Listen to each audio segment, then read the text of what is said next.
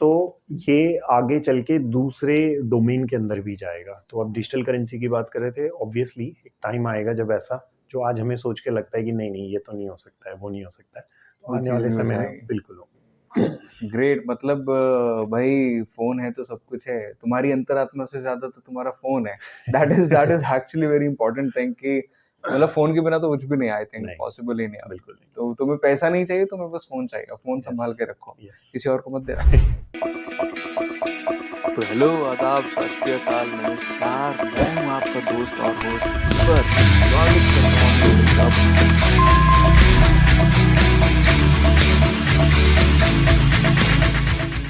That's amazing यार। And भाई चलो, तुम्हें यार इतना ज़्यादा उपवास रखने की ज़रूरत नहीं भाई, तुम स्पर्श के साथ पॉडकास्ट पे हो। अरे यार, just I would love to know कि because I was not expecting कि सुनील एकदम से लाइक रिवर्ट मिल जाएगा सुनील से, बिकॉज़ इनका शेड्यूल बहुत ज़्यादा बिज़ी रहता है। एंड सुनील मतलब क्या है, लाइक एकदम से रिवर्ट आ गया, so that was a surprise. कैसे लाइक? तो जब आपने मेरे को अप्रोच किया तो मैंने भी आपका यूट्यूब चैनल जो है उसको जाके सर्च किया, उसको जाके एक्सप्लोर किया और कुछ क्लिप्स मैंने उसके देखे, कुछ पॉडकास्ट मैंने उसके सुने। और जैसे मैंने अपने जर्नी स्टार्ट किया था तो मैं भी मतलब ऐसे ही करता था, आपकी तरह हसल कर रहा था। तो जिस हाँ, तरीके से आप कर रहे हो, तो एक तो वो स्टोरी से मैं कनेक्ट कर पाया, प्लस जो कंटेंट आप क्रिएट कर रहे हो। और आजकल एक ट्रेंड है कि लोग बहुत ज़्यादा कनेक्ट कर पाते हैं पॉपुलर फिगर्स के साथ। एग्ज़ैक्टली। बट आप उससे हट के कुछ कर रहे हो कि जो लोग अपनी जर्नी पे अभी चल रहे हैं, probably there would be a time जहाँ पे वो लोग जाके will become public figure. So you are basically not the part of that crowd. आप उस एग्ज़ैक्टली। crowd का part नहीं हो। आप कुछ यूनिक करने का, कुछ डिफरेंशिएशन क्रिएट कर रहे हो, तो उससे मेरे को काफ़ी अच्छा लगा कि हाँ, कोई है ऐसा जो इस तरह का कर रहा है। और क्योंकि स्टॉक मार्केट के अंदर यही होता है कि आपने बहुत ज़्यादा जो हाइप बनता है, उसके अंदर नहीं रहना होता है। तो मैं मोस्टली वो जो फ़िलॉसफ़ी है उसको अपनी लाइफ़ में भी इम्प्लीमेंट करता हूँ कि अगर बहुत ज़्यादा हाइप है कहीं पर, बहुत ज़्यादा लोग उसके बारे में बात कर रहे हैं, तो you have to get very cautious कि हाँ, ये कुछ हो सकता है। और इसी तरीके से मेरे को लगा कि इतना अच्छा कंटेंट बना रहा है और he is taking risks also in terms of doing बहुत हाई क्वालिटी कंटेंट आप देते हो। और हमारे दिमाग में एक वो रहता है ना कि यार बहुत अच्छा पॉपुलर बंदा है तो अच्छा ही बोलेगा, जबकि ऐसा है नहीं। आपको क्वालिटी कंटेंट कहीं एग्ज़ैक्टली। से भी आ सकता है। तो पॉइंट, पॉइंट, उससे पॉइंट। मैंने कनेक्ट किया, तो फिर मैंने बोला कि definitely we should give it a अरे यार, भाई ने इतनी तारीफ कर दी है, सो ऑब्वियसली ट्राई। पॉडकास्ट तो ऑटोमेटिकली सक्सेसफुल हो गए। बट तुम्हारा उपवास थोड़ा सा तोड़ते हुए एंड तुम्हें जल अर्पण करते हुए, let me have a question that how to invest in stock markets. Like basics क्या है वो अपन ने जान लिया, बट स्टिल लाइक अपन स्टॉक मार्केट्स में इन्वेस्ट करना कैसे चालू कर सकते हैं? तो सबसे पहले मैं ये बोलता हूँ कि अगर आपको स्टॉक मार्केट के अंदर आना है, हम्म। तो आपके लिए 2 रूट्स हो सकते हैं, ठीक है? तो इनिशियली ये होता है कि अगर आपको बिल्कुल भी नॉलेज नहीं है और आप खुद से रिसर्च नहीं कर सकते हैं, तो उस केस में आप क्या करो कि आप म्यूचुअल फंड रूट्स के थ्रू करो। तो म्यूचुअल ओके। फंड में क्या होता है कि बड़े-बड़े फंड हाउसेस होते हैं। जैसे कि अगर मैं एग्ज़ाम्पल दूँ तो एचडीएफसी म्यूचुअल फंड है। तो एचडीएफसी म्यूचुअल फंड क्या है कि एचडीएफसी ग्रुप का म्यूचुअल फंड है। उसका एक फंड हाउस बना हुआ है जहाँ पर एक फंड मैनेजर है, वो डिसाइड करता है कि जो उनके पास पैसा आता है उस पैसे को उन्होंने किस तरीके से इन्वेस्ट करना है। ये पैसा कौन देता है? ये पैसा इन्वेस्टर्स देते हैं। आपके और मेरे जैसे जो इन्वेस्टर्स हैं, जो हम्म। हर महीने अपने सेविंग से कुछ-कुछ पैसा इन्वेस्ट करना चाहते हैं और उस जर्नी का पार्ट होना चाहते हैं। लेकिन उनके पास टाइम नहीं है इतना कि वो जाके उसको चेक करें या स्ट्रेस लें इस बात का कि मार्केट गिर गया या बढ़ गया। उनको ये है कि हमें अपना जॉब करना है, अपना काम करना है, अपनी लाइफ एन्जॉय करनी है और ये करते रहना है। हाँ। तो जब वो ये करते रहते हैं तो they indirectly become the part of the stock market, क्योंकि डायरेक्टली वो नहीं कर रहे हैं, म्यूचुअल यस, फंड यस, किसी यस, यस। के थ्रू कर रहे हैं। तो एक तो ये हो जाता है। बट उसके साथ ही साथ हमेशा ये बात अच्छी होती है कि कई बार क्या होता है कि कई म्यूचुअल फंड्स एक समय में अच्छा परफॉर्म करते हैं और कई म्यूचुअल फंड्स किसी एक टाइम पे अच्छा करते हैं। ऐसा क्यों होता है? क्योंकि हर एक म्यूचुअल फंड एक तरह के मैंडेट को लेके चलता है। वो मैंडेट क्या होता है कि मान लीजिए कि मैंने बोला कि मैं मेरा म्यूचुअल फंड सिर्फ फार्मा स्टॉक्स में इन्वेस्ट करेगा, हम्म। टेक में इन्वेस्ट नहीं करेगा। दूसरा वाला कह रहा है मैं सिर्फ टेक में इन्वेस्ट करूँगा। तो कई बार सिचुएशंस और सर्कमस्टेंसेस ऐसे होते हैं उस पर्टिकुलर सेक्टर के लिए, जैसे फार्मा एक सेक्टर हो गया, टेक एक सेक्टर हो गया कि वो उस समय पे अच्छा नहीं कर रहे हैं किसी वजह से, ठीक है, लेकिन आगे चल के वो अच्छा करेंगे। तो लोग क्या करते हैं, जैसे 2015-16 तक और उसके बाद 2019 तक ऑटो सेक्टर बहुत ही बेकार किया उसने। तो उस समय में जिन लोगों के ऑटो सेक्टर का म्यूचुअल फंड उन्होंने लिया होगा तो उनके पैसे नहीं बने होंगे, उनको एक नॉर्मल, बहुत ही नॉर्मल हो सकता है नेगेटिव रिटर्न्स मिले होंगे। लेकिन जब 2020 में कोविड आया और उसके बाद उन सेक्टर्स ने, यानी ऑटो सेक्टर ने काफ़ी अच्छा परफॉर्म किया, तो उनके बहुत अच्छे पैसे बने। तो यहाँ पर 2-3 चीज़ें होती हैं कि आप अपना काम करते रहिए, म्यूचुअल फंड में इन्वेस्ट करते रहिए और लॉन्ग टर्म के लिए कीजिए, क्योंकि लॉन्ग टर्म में क्या होगा, कई 2-3 साल ऐसे होंगे, 3-4 साल ऐसे होंगे जब आपके फंड्स अच्छा नहीं करेंगे, लेकिन over the period of time जब आप करेंगे तो उसमें वो आपको अच्छा रिटर्न बना के देंगे। मैं थोड़ा सा ऐड ऑन करना चाहूँगा इसमें कि वो जो म्यूचुअल फंड्स की आप बात कर रहे हो, जैसा अपन ने डिस्कस किया कि यार सबको ऐसा ही चाहिए होता ना कि भाई अपनी लाइफ भी इंजॉय करे, जॉब भी चल रही है, एंड द मीनवाइल जो स्टॉक्स या फिर इन्वेस्टिंग का पार्ट चल रहा है वो एक अलग साइड जोन में चला है। सो अभी जब अपन साइड जोन में चल रहे हैं एंड हम जब स्टॉक्स के थ्रू ही इन्वेस्ट करवा रहे हैं विद द ब्रोकर बोलो या तो आपका फंडिंग पार्टनर बोलो या एजेंट बोलो, राइट?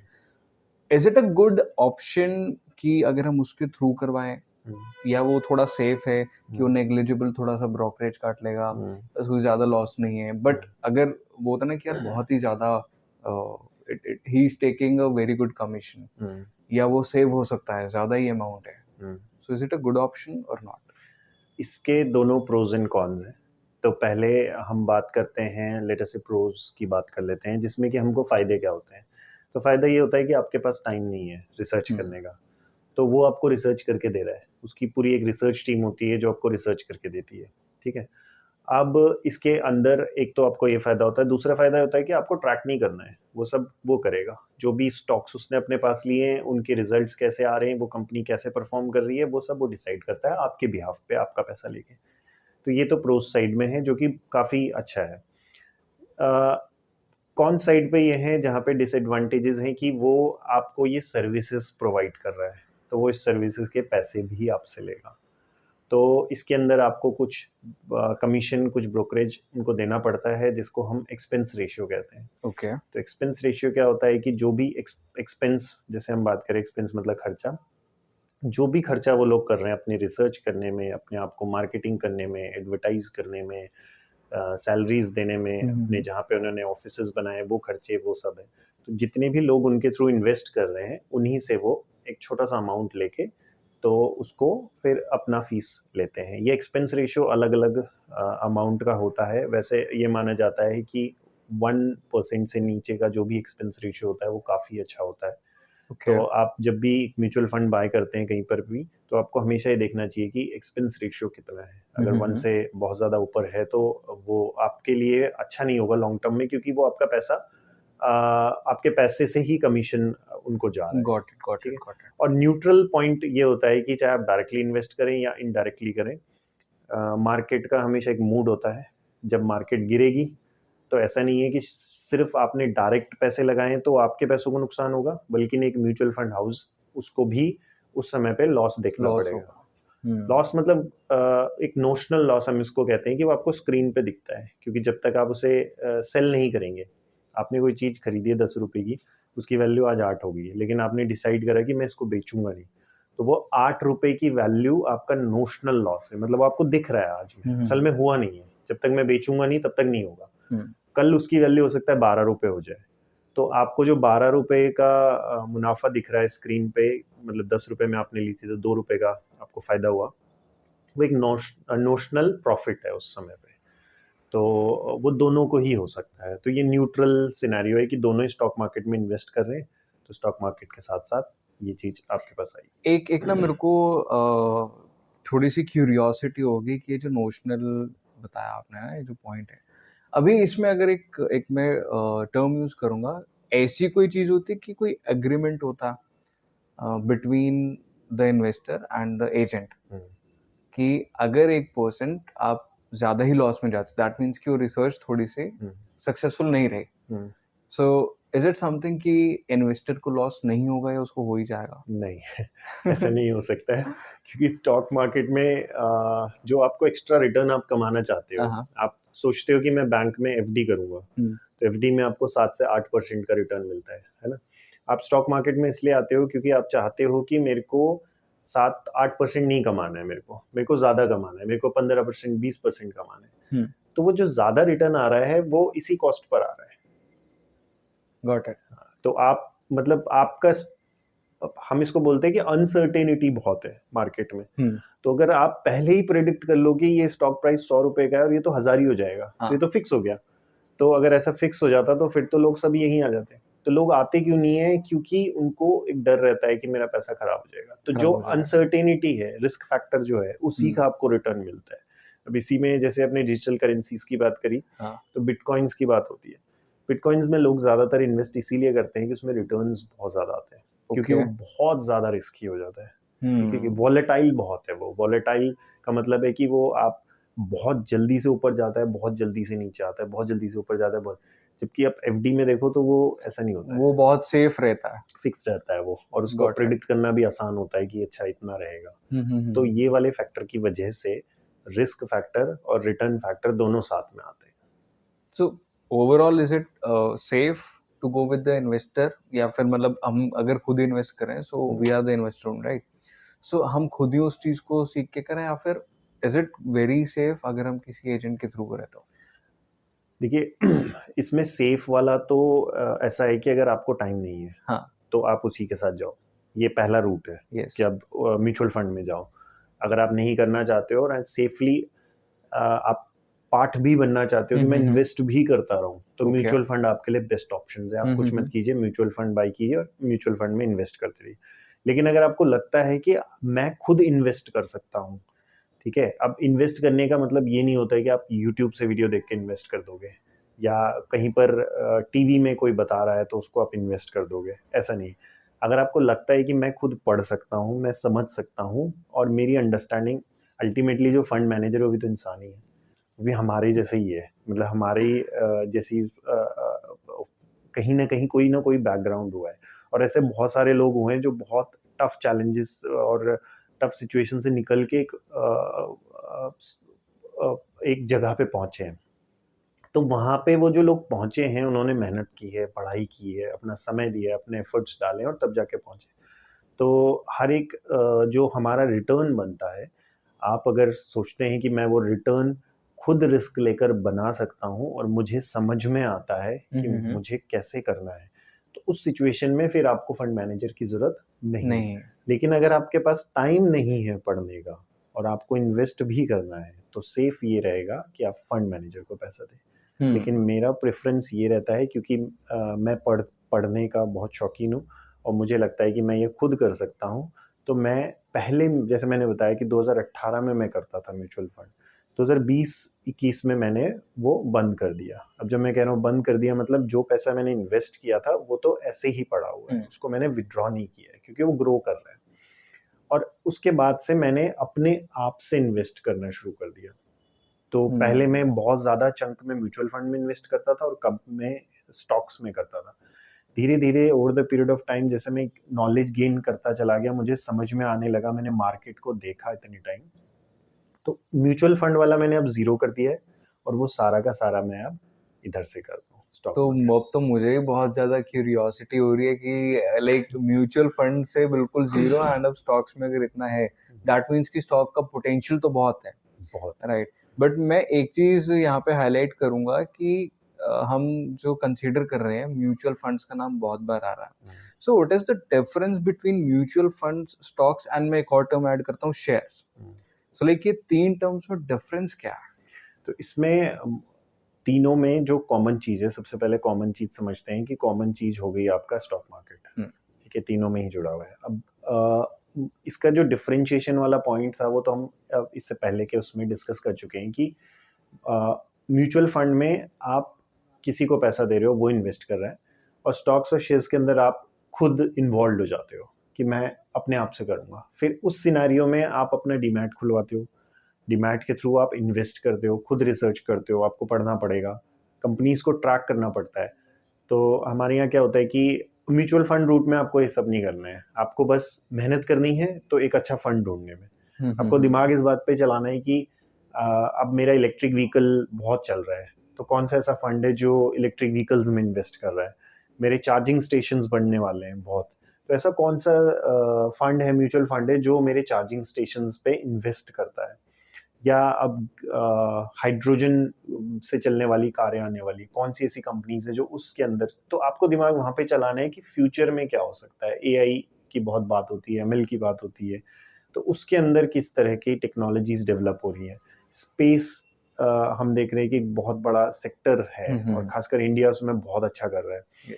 तो उसके अंदर आप ढूंढ सकते हैं कि वहाँ पे कौन सी कंपनीज हैं जो उस पर्टिकुलर सेगमेंट को केटर कर रही हैं और कौन से ऐसे म्यूचुअल फंड्स हैं जो उसमें इन्वेस्ट कर रहे हैं। तो आपको वहां पे फंड चुनने में दिमाग चलाना है बस।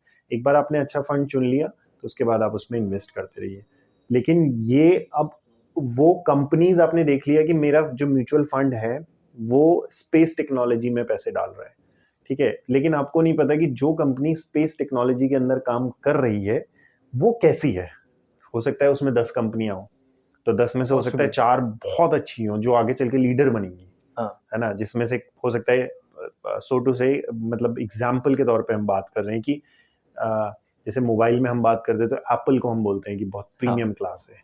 और जब हम कार्स में बात करते हैं तो इंडिया में हम बात करते हैं तो हम टाटा मोटर्स अब बहुत ज़्यादा बढ़िया कार बनाता है, या महिंद्रा बहुत अच्छी कार बनाता है। तो अगर आपको पता करना है कि अच्छा 20 साल 30 साल पीछे चले जाए तो एप्पल किसी को पता भी नहीं था। तो हो सकता है कि कोई ऐसी कंपनीज हो जो बहुत, जिनके अंदर कैपेबिलिटी है, पोटेंशियल बहुत है, तो वहां पर म्यूचुअल फंड वाला आपके मुकाबले एक एज रखता है। क्यों? क्योंकि उसका जो पैसा इन्वेस्ट होना है वो हेवी चंक है, आपका बहुत छोटा अमाउंट है। तो वहां पे उन लोगों के पास जब उनकी रिसर्च टीम रिसर्च करती है तो ऐसा भी हो सकता है कि वो कंपनी के मालिक से 1 to 1 बात कर रहे हो, जैसे आप और मैं कर रहे हैं, या उनकी फैक्ट्रीज को वो विजिट कर रहे हो। ये प्रिविलेज आपको नहीं मिलेगी एज अ इन्वेस्टर। जब आप घर पे 100 शेयर, 1000 शेयर, 10,000 शेयर खरीदोगे तो आपको उन बातों पे रिलाई करना पड़ेगा फिर, जो या तो कंपनी आपको बता रही है या किसी मीडिया प्लेटफॉर्म के थ्रू आपको आ रही है। या फिर ऐसा हो सकता है कि आपने देखा कि यार उस म्यूचुअल फंड वाले ने खरीदा है और उसका परफॉर्मेंस बहुत अच्छा रहता है, तो उसने खरीदा है तो उसने रिसर्च करी होगी, जो कि एक रिसर्च करने का तरीका भी है। और फिर मैं जाके उसी फंड में इन्वेस्ट करता हूं क्योंकि उसने ऐसा किया है।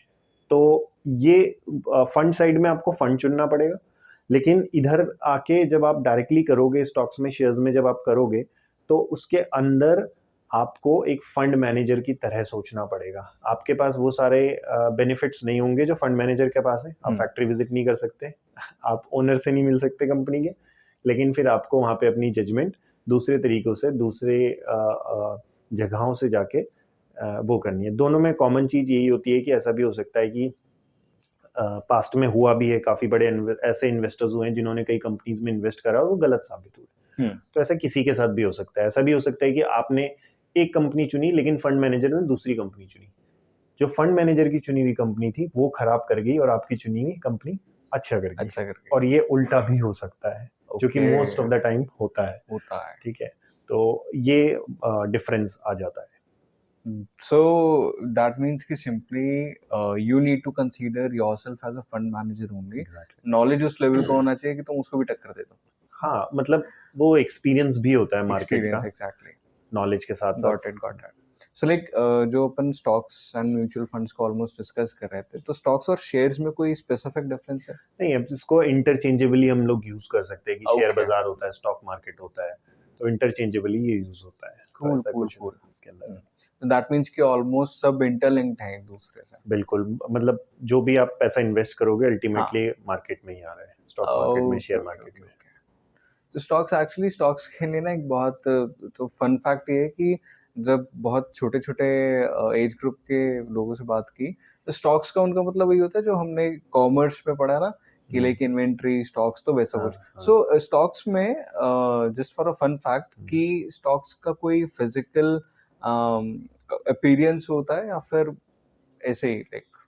फिजिकल कुछ नहीं होता है, ऐसा होता है कि एक कंपनी है जो नॉर्मल काम कर रही है। जैसे आपका चैनल है, तो आपका चैनल अभी स्टार्ट कर रहा है, कल को आपका चैनल इंडिया में तो पॉपुलर हुआ ही, एशिया में पॉपुलर हुआ, फिर जाके सातों कॉन्टिनेंट में बहुत पॉपुलर हो गया, और आपने सोचा कि यार मैं ना अब क्या करता हूँ, अब मैं ये कर करके थक गया हूँ, तो अब मैं क्या करूँगा, मैं अपने स्टूडियोज खोल दूंगा, मैं बस जाके मॉनिटर करूँगा, मेरे को नहीं ओके। करना है ये, मैं लोगों को रखूंगा, वो पॉडकास्ट करेंगे, लोगों को बुलाएंगे और वो करेंगे, मैं बस देखूंगा कैसे कर रहे हैं, ठीक है। ठीक है। तो इसके लिए हमको पैसा चाहिए, तो आपने बोला कि मेरे को पैसा कहाँ से आएगा, तो आपने देखा कि मुझे इन्वेस्टर्स चाहिए।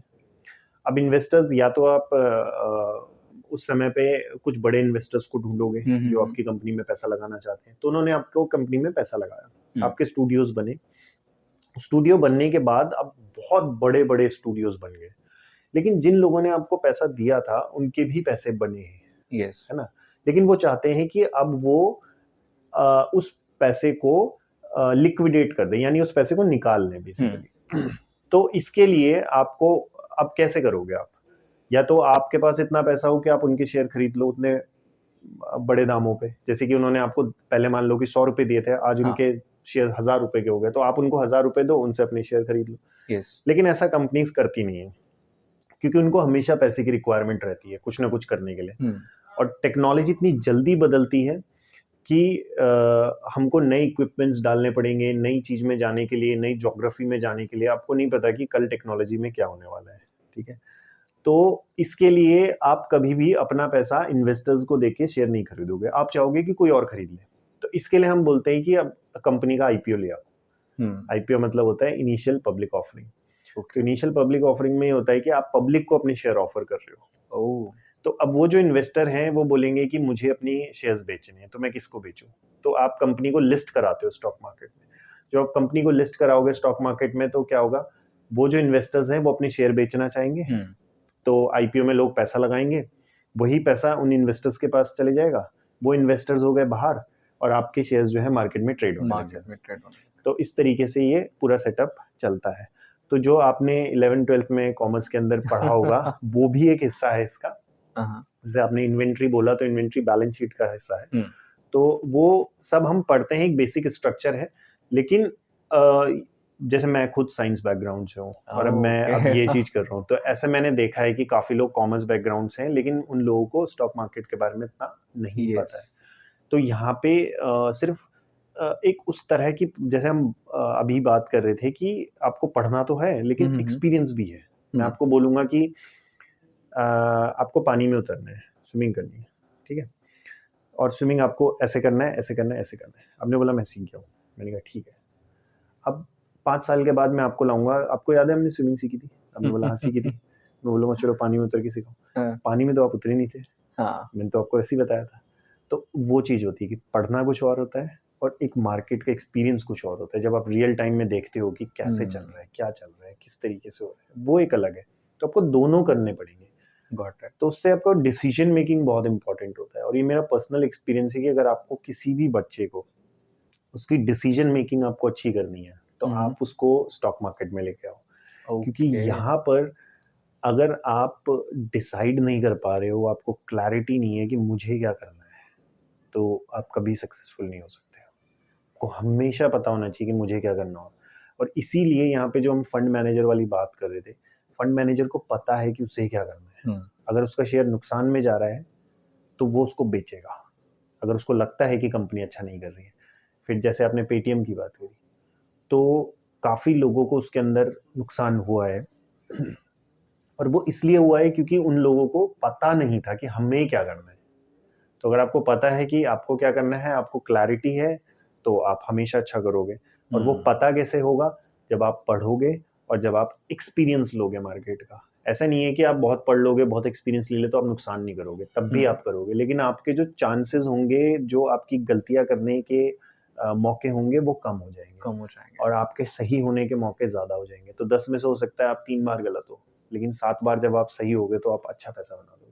तो ये इस तरीके से होता है। Got it. जो अनसर्टेनिटी वाला हम पॉइंट लिंक कर रहे हैं हर चीज में, सो लाइक स्टॉक भी ट्रेंड्स के अकॉर्डिंग ही चलते होंगे। बिल्कुल चलते हैं, ट्रेंड्स के अकॉर्डिंग चलते हैं, और ऐसा नहीं है कि एक समय में एक चीज हो जाएगा। इसका एक बहुत अच्छा एग्जांपल है कि अभी जैसे ब्लू स्मार्ट है, तो ब्लू स्मार्ट कार्स जो चलती हैं, हमारी इलेक्ट्रिक व्हीकल चलती हैं, तो एक दिन मैं ऑफिस से निकल रहा था, तो मेरी एक फ्रेंड थी मेरे साथ, तो उसने बोला तुम मुझे सिखाओगे इन्वेस्ट कैसे करते हैं। ये बहुत अच्छी इंटरेस्टिंग कहानी है। तो मैंने बोला कि तुम ये किस गाड़ी में जाती हो? उसने बोला टाटा की गाड़ी। मैंने कहा इलेक्ट्रिक व्हीकल है? बोला हाँ इलेक्ट्रिक व्हीकल है। तो मैंने कहा यही तो फ्यूचर है, ऐसा आपको नहीं लगता? उन्होंने बोला लगता है। तो मैंने कहा आप ऑब्जर्व करो कि अगर आपको लग रहा है कि इलेक्ट्रिक व्हीकल एक फ्यूचर है और टाटा मोटर्स की गाड़ियां मुझे दिख रही हैं हर जगह, तो क्यों नहीं आप टाटा मोटर्स के अंदर इन्वेस्ट करते हो और उस जर्नी का पार्ट बनते हो? ये तो अभी जस्ट स्टार्ट हुआ है इंडिया में, अभी ऐसा नहीं है। आप बाहर निकलोगे आज की डेट में भी तो आपको हो सकता है कि 1000 गाड़ियां पेट्रोल डीजल की दिखे और फिर एक इलेक्ट्रिक व्हीकल दिखे। इसका मतलब अभी उसके पास पोटेंशियल है उन 1000 गाड़ियों को रिप्लेस करने का, है ना। फिर हमारी बसेस हम देखते हैं, ट्रक्स आप देखो, ट्रक्स अभी इलेक्ट्रिक ट्रक्स नहीं आए, क्योंकि ट्रक्स में आपको चैलेंजेस आएंगे कि जब आपको ट्रांसपोर्टेशन करना है चीजों का तो आपको हेवी पावर चाहिए। एब्सोल्युटली। तो उसमें एक अलग तरह का चैलेंज है। ठीक है, बसेस हैं लॉन्ग रूट्स पे चलने लगी है, तो इसी तरीके से ट्रक्स के अंदर हो गया। उससे हेवी आप चले जाओ तो इंजन्स, ट्रेन के इंजन्स क्या हो सकते हैं इस तरीके से, प्लेन के इंजन्स हो सकते हैं क्या, प्लेन इलेक्ट्रिक बनाए जा सकते हैं। तो आज हमें सोचते हुए लग रहा है कि नहीं हो सकता है। तो वही वाली बात है कि उस समय में रह के उसके इम्पैक्ट को प्रेडिक्ट करना बहुत मुश्किल होता है। बट अगर आप छोटे छोटे ऑब्जर्व अपने पास करो कि अच्छा मेरे यहाँ एक चार्जिंग स्टेशन लगा है, जाके देखता हूँ यार, एक क्यूरियोसिटी है आपके अंदर कि अच्छा ये कंपनी है, जिसको गूगल करता हूँ। आपने गूगल किया, आपने देखा अच्छा यार ये तो बड़ी ज़बरदस्त कंपनी है, आपने और पढ़ा उसके बारे में और जानने की कोशिश करी, फिर आपको पता चला कि अच्छा ऐसे है। फिर आप यूट्यूब पे गए। अब यूट्यूब पे जब जा रहे हो तो आप उस कंपनी के शेयर्स खरीदने के लिए नहीं जा रहे हो, उनके बारे में नहीं, आप कंपनी के बारे में जानना चाहते हो। फर्क है दोनों में। एक आप रिसर्च माइंडसेट लेके जा रहे हो, तो फिर आपने देखा कि अच्छा ऐसे ऐसे ऐसे, और ये कंपनी तो लीडर है यार चार्जिंग स्टेशंस बनाने में। फिर आप जाके चेक करो कि अगर लिस्टेड है कि नहीं लिस्टेड है। तो इस तरीके से आप जो फ्यूचरिस्टिक टेक्नोलॉजीज हैं उनके बारे में जानो, ऑब्जर्व करो, अपने आसपास जाके देखो, थोड़ा क्यूरियोसिटी लाओ। एक जैसे छोटा बच्चा होता है तो वो हर चीज को एक्सप्लोर करना चाहता है, तो उसी तरीके से। और मोबाइल तो आजकल सबके हाथ में है, इंटरनेट है हमारे पास, तो हम कर सकते हैं बिल्कुल। So basically like stocks are completely based on future. जिस चीज का फ्यूचर है आप उससे लिंक कर सकते हैं। फ्यूचर में मतलब ये है कि जैसे आज पेट्रोल डीजल चलता है, तो अभी लोग कहते हैं कि कुछ समय के बाद ऑब्वियसली, अब जैसे कि 10 साल पहले इलेक्ट्रिक व्हीकल नहीं थी इंडिया में, तो 100% किस पे चल रहा था? पेट्रोल डीजल पे। आज हो सकता है कि 90% फ्यूल पे चल रहा हो, पर 10% रिप्लेस हो चुका है। 10% हो चुका और स्टॉक मार्केट जो गेम होता है वो हमेशा लॉन्ग टर्म का गेम है। ऐसा नहीं है कि आप आज शेयर खरीद के आप कल बेच दो, उससे आपका कभी वेल्थ नहीं बनेगा। आपको बनानी है वेल्थ, आपको पैसा नहीं बनाना है। फर्क है दोनों में। पैसा होता है आपका कि लिमिटेड आप बना लिया, वेल्थ होता है कि वो कितना भी बन सकता है, मतलब 10 गुना, 20 गुना, 30 गुना, 50 गुना। तो आपको आज में या कल में नहीं सोचना है, आपको सोचना है 10 साल के बाद क्या होगा। तो अगर हम पिछले 10 साल में अगर हमने 90% फ्यूल पे चलाया और 10% हम इलेक्ट्रिक व्हीकल पे कर पाए पिछले 10 साल में, अगले नेक्स्ट 10 इयर्स में ये और ज्यादा एक्सेलरेट होगा। क्यों होगा? क्योंकि शुरू के 10 साल में हम टेक्नोलॉजी को बना रहे थे, उसको स्टेबल कर रहे थे, टेस्ट कर रहे थे, उसमें भी टाइम लगता है। फिर उसको फंक्शनल करा आपने, अब वो फंक्शनल है, अब आपको ट्रांजिशन करना है, तो ट्रांजिशन करने में आपको टाइम नहीं लगता है, ट्रांजिशन बहुत जल्दी होता है। पेटीएम एक एग्जाम्पल है, जैसे कि 2009 में 10 में इन्होंने किया था, 2016 तक किसी को नहीं पता था, लोग करते थे बट इतना ज्यादा। 16 के बाद क्या हुआ? ट्रांजिशन हुआ, और आज की डेट में हर कोई यूज करता है। तो ये ग्रेट। सो लाइक फ्यूचर तो इसी से रिलेटेड है। Correct, simple correct. तो हेलो, आदाब, सत श्री अकाल, नमस्कार, मैं हूँ आपका दोस्त और होस्ट